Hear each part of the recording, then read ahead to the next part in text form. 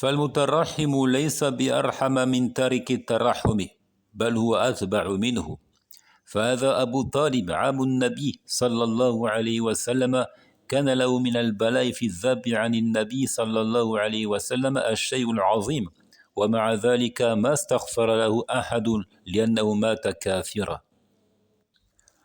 Celui qui demande à Allah de faire miséricorde n'est pas plus clément que celui qui n'en fait rien. Plutôt, le second est plus enclin au suivisme des préceptes religieux.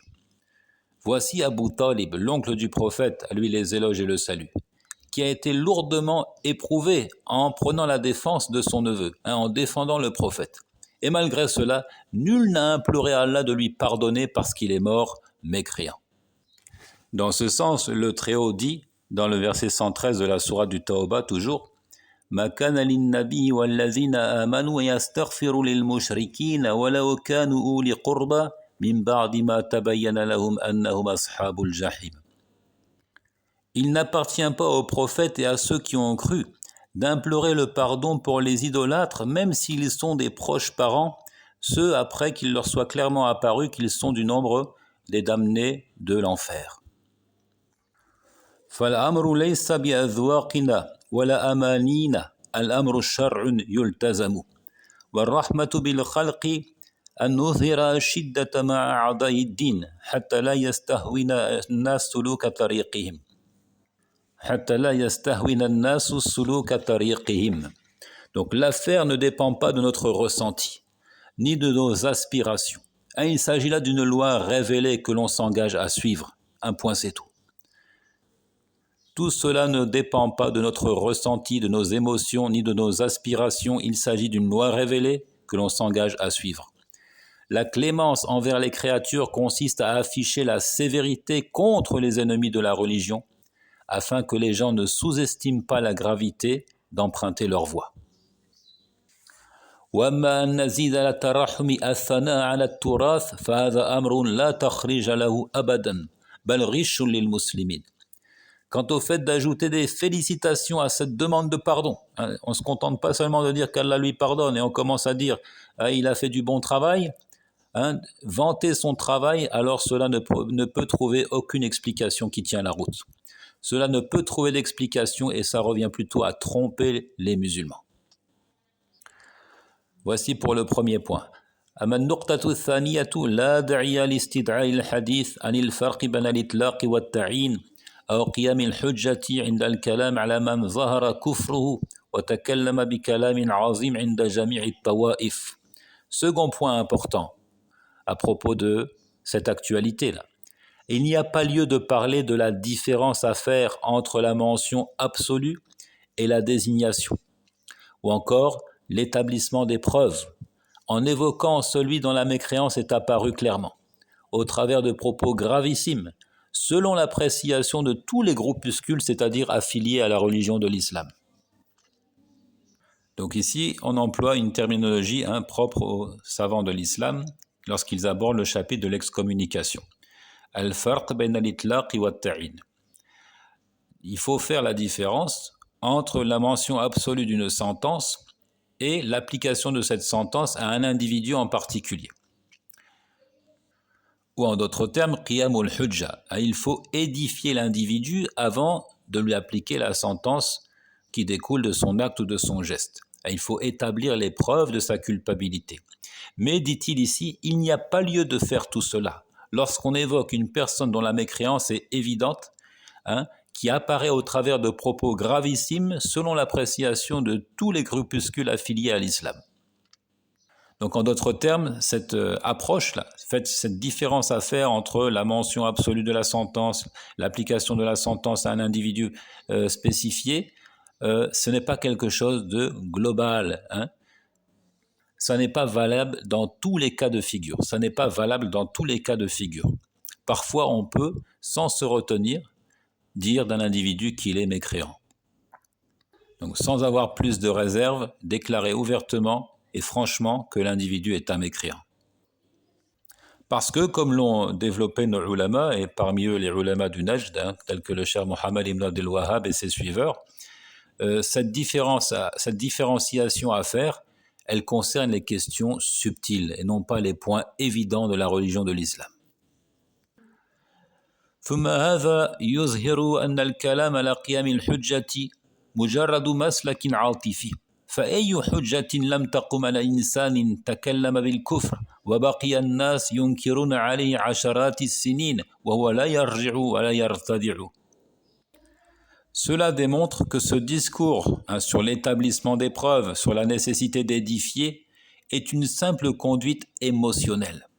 Quelle évidence n'a pas été établie pour un homme faisant des déclarations impies et que les gens réfutent depuis des dizaines d'années sans qu'il ne se rétracte et sans qu'il ne s'en dissuade. En réalité, cette objection est mise par certains. Attention, est-ce qu'il a été édifié? Il ne faut pas parler de mécréance de manière absolue. En ce qui concerne un individu désigné, peut-être qu'il y a des freins à l'excommunication, peut-être qu'il est ignorant, peut-être que ceci, peut-être qu'il se fait une fausse interprétation des textes. Tout cela démontre que ce n'est qu'une simple conduite émotionnelle. Quelle évidence n'a pas été établie contre un homme qui fait des déclarations impies et qui sont réfutées par des ulama, par des étudiants en théologie, parfois même par des journalistes, par toutes sortes d'individus depuis des dizaines d'années dans un pays musulman, sans qu'il ne se rétracte, sans qu'il ne s'en dissuade. والواقع أن الناس اليوم عندهم مبالغة في إحسان الظن بالبشر وسوء ظن بالبينات الشرعية فيظنون الدين خفيا دائما والناس يريدون الحق دائما ولكن ضلالهم ليس من جهة العناد أو الكفر أو التفريط في طلب الحق وإنما من جهة غموض الحق فنعقل أن أبا طالب سيدخل النار ولا نعقل أن رجلا حارب الثوابت طوال حياته ونذر نفسه لذلك يجوز عليه أن يموت كافرا كيف ذلك؟ Dans les faits, aujourd'hui, les gens dépassent les bornes en entretenant de bonnes pensées pour des individus, c'est-à-dire qui ne les méritent pas, et en se faisant une mauvaise idée des exposés de la révélation. Tel est le constat, telle est la situation qui nous caractérise aujourd'hui. Toujours entretenir de bonnes pensées des hommes et de mauvaises pensées de la révélation d'Allah Azza wa Jal.